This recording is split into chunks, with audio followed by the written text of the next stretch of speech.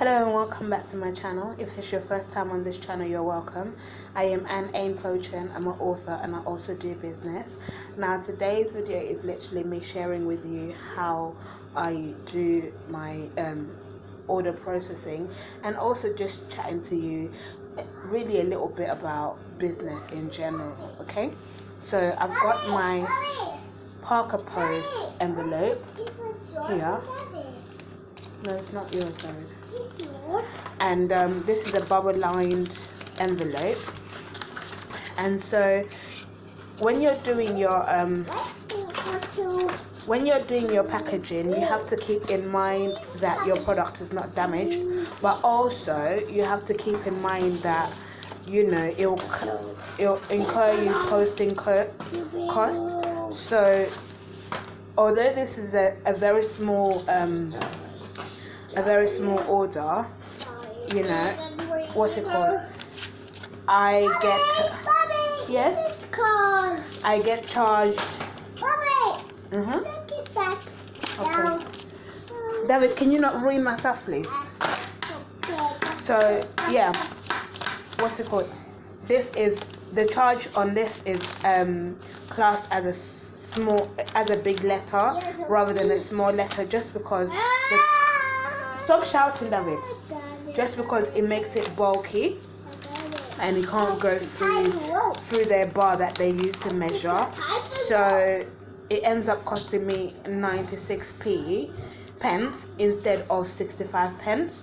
So when you're doing your pricing, basically make sure that you add the cost of packaging posting, even if it's not going to show on your store necessarily, because certain items on your store, you'd realize that, for example, eBay will let you know that this is what the average price you can sell your item for, and then it means 100% free packaging. But when you end up working it out, it's actually not free packaging. It means that they've just calculated the packaging posting. It's not free packaging and posting. They actually incorporated that into the packaging and posting. So for example, this toothbrush I charged £1.65, and what is it called? What's it called?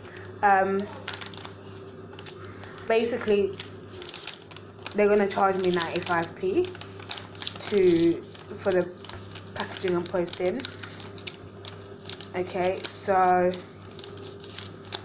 that means on my store it says free packaging and post, but it's been incorporated in there.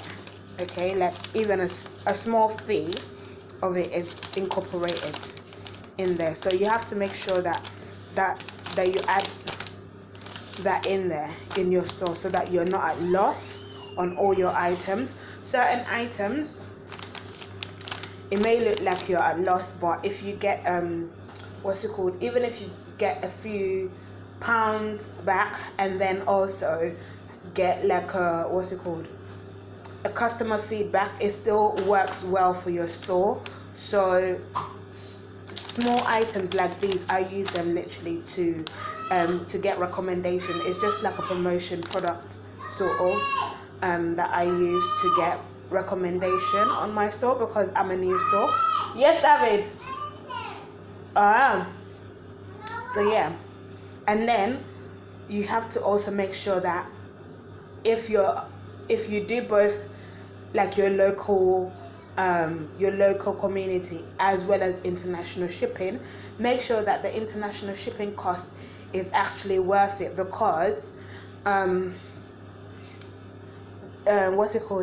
because if not, you end up losing everything, like all the money that you'd have made on the product on international shipping. So for example, I went and I posted a cream to Italy, and guess how much it was? It was £7, I think 95 pence or 65 pence or something like that.